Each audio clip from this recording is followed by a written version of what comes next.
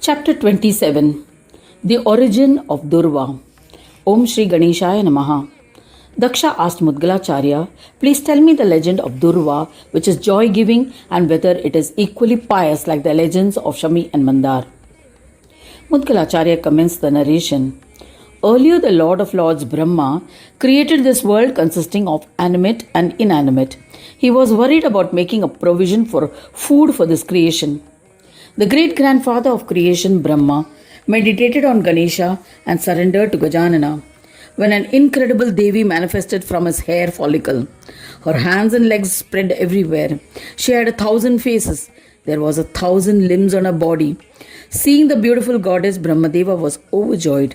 This goddess was the form of Annam Brahma. She was capable of nurturing everyone. She offered pranams to Vidhata and with palms joined in reverence stood before him and said, O Pitamaha, the creator of the universe, command me what should I do? Brahma replied, you are the food to all. You will be known by the name Durva. First perform penance following the rules and thereafter create food. She said, I shall do as commanded. She paid obeisance to him, contemplated on Ganesha in her mind, and performed austere penance. She performed japa of the Ekakshara mantra of Ganesha without taking food for 1,000 heavenly years. The bestower of boons, Ganesha, manifested before her. Seeing the Lord, she stood up hastily, offered pranams to him, performed his puja, and chanted the Atharvashirsh Stotra in his praise. Ganesha said to her, O illustrious one, you will become reverential as the one establishing various creations. Bestowing these boons, Ganadisha disappeared. Durva was ecstatic. She resolved to create food for the world.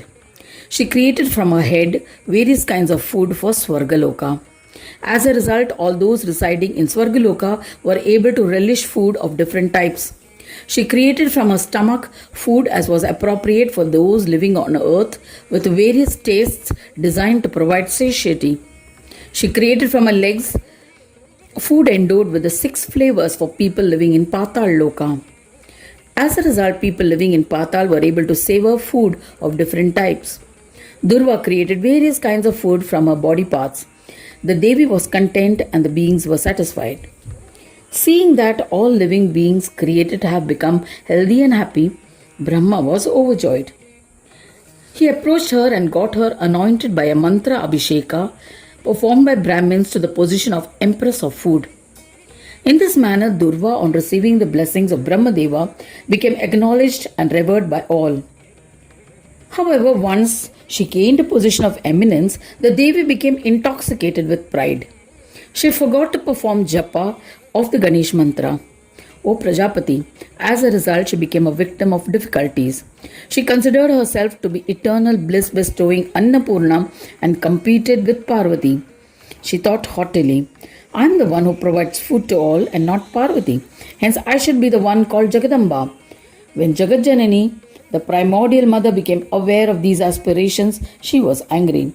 She tolerated the evil behavior of Durva, kept her silence and continued staying in Kailash. Once there was grand festivities in the house of Chandra attended by all devas, accompanied by their families. Amidst the invitees, Durva, intoxicated with pride, insulted Jagadamba Parvati, saying, Parvati is undeservingly famed as Jagadamba. She is not the preserver of the universe as her name suggests. In this manner, she repeatedly abused Parvati. In a fit of rage, after losing her patience, Parvati pronounced a curse on Durva. Devi Parvati said, you were created from a hair follicle. This is known by all. Why are you vainly trying to compete with me? O wicked one, you will become a blade of grass that remains forever on earth.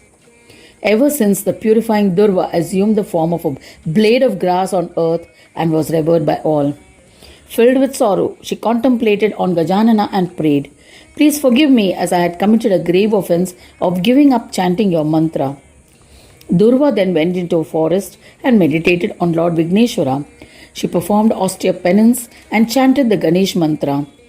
After 100 years, Gajanana, the one who loves devotion, was pleased. He manifested before her to grant her boons. O Daksha, seeing Ganaraja, she bowed to him with devotion and extolled joyously. She joined her palms in reverence and said to Ganesha, to Vignaraja, to the one who destroys all the obstacles of his devotees, to the one who inspires fear among non devotees, I bow to you. To the immeasurable one, to the one who is unfathomable, to the one who conducts divine plays, to Heramba, to the one worshipped by Maheshwara, I salute you. To the one worshipped by all, to the one worshipped foremost, to the form of Brahma, to the form of Brahma, to the Lord of all, to Brahmanaspati, I bow to you. To the one without any form, to the one who assumes many forms with attributes, to the form of Supreme Brahma, to the one who bestows peace to peace, I bow to you. To Paresha, to Lambodara, to the one whose vehicle is Mushaka, to Paramatma, to the four-armed one, to the one who is the mother and father of all, I bow to you. To the most supreme monarch, Jeshtaraj, to the one who grants the status of authority, to Mahodara, to the absolute, to Purnananda, I bow to you. To the one who dwells in Swanandaloka, to the one who is endowed with Siddhi and Buddhi, to the consort of Siddhi and Buddhi, to the Lord of devotees, I worship you forever. How can I praise you enough? Vedas too are puzzled as to how to praise you. Therefore, I offer my pranams wholeheartedly, O Lord. Be pleased with it. Praising in this manner, she danced in ecstasy of devotion. Then Ganesha, pleased with her, said, anyone who recites the stotra will be pardoned for his offences. Whatever one may wish, I shall grant it. This stotra shall bestow success, joy, as well as liberation. Even though I was angry, I am pleased with your bhakti. I have forgiven you for the sin of giving up chanting of my mantra. Ask for a boon, and I shall grant it. O Prajapati, hearing these words of Ganesha, Durva, with fear in her heart and tears of joy in her eyes, said lovingly to Lambodara, grant me steadfast devotion to you. O Lord, if you are pleased, grant me joy-giving devotion to you as your boon, O Ganadyaksha.